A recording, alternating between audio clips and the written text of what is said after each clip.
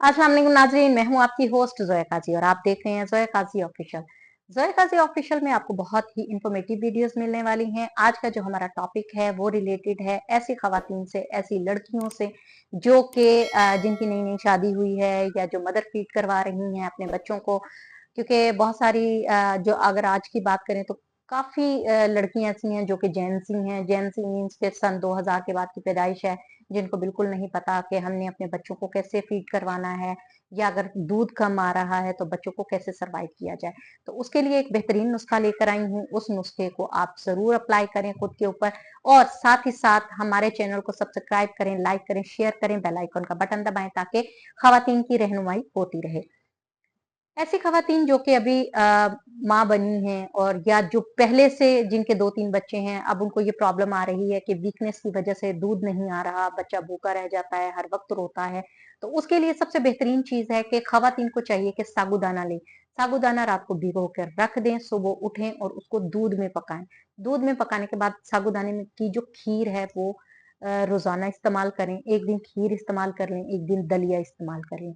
ये इस्तेमाल करने से इनके पट्टे भी मजबूत होंगे। इसके साथ-साथ इनका जो दूध सम टाइम होता है कि कुछ खवातीन को ऐसा होता है कि फ़ौरन ही दूध नहीं आता।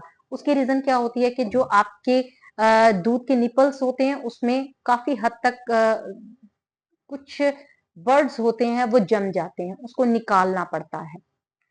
कुछ खवातीन को वीकनेस की वजह से नहीं आते, लेकिन जिनको अगर दूध आना शुरू हो जाता है 24 घंटे के बाद तो वो उसको बच्चे को फीड करवाती रहें, क्योंकि अगर 1 से 2 दिन फीड करवाना बंद कर देंगी तो दूध आना बंद हो जाएगा।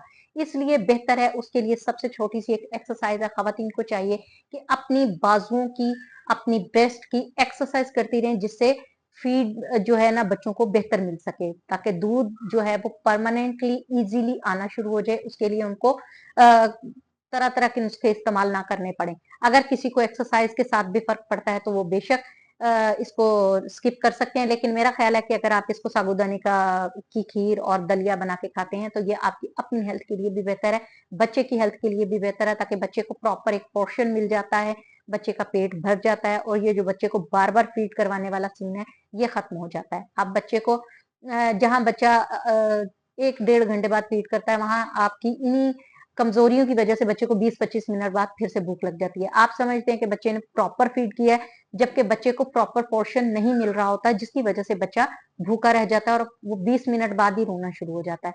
तो आप भी इरिटेट होते हैं और आप भी कहते हैं कि अभी तो फीड करवाया था, क्या हो गया इसको क्या? तो इसके लिए सबसे बेहतरीन चीज़ है कि आप सुबह-शाम या दिन में एटलीस्ट एक टाइम तो एक बाउल भर के आप अपना ये पोर्शन लें, साबूदाने की खीर ले लें या फिर दलिया ले लें, इससे आपको बहुत ही ज़्यादा फ़ायदा होगा।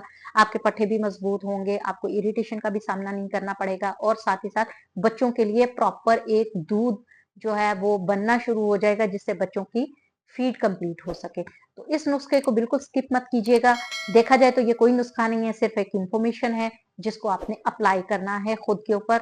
और ऐसी खवातीन जो कि अभी 18-19 साल की उम्र में जिनकी शादियां हो चुकी हैं और उनको इन चीज़ों का बिल्कुल भी आइडिया नहीं है, उनके लिए तो सबसे बेहतरीन चीज़ है।